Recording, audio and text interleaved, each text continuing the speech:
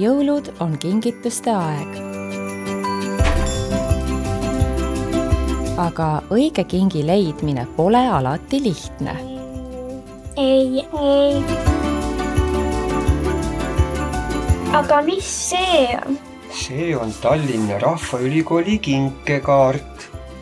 Aga mis see teeb?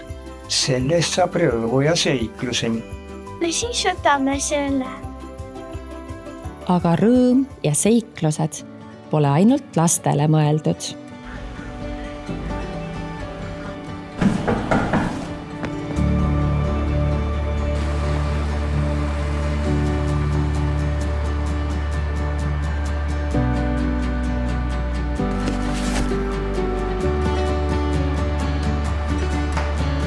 Mõni kingitus annab julgust taas unistada.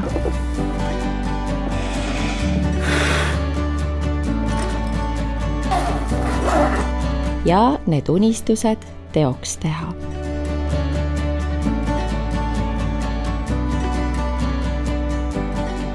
Koos on ikka lõbusam õppida.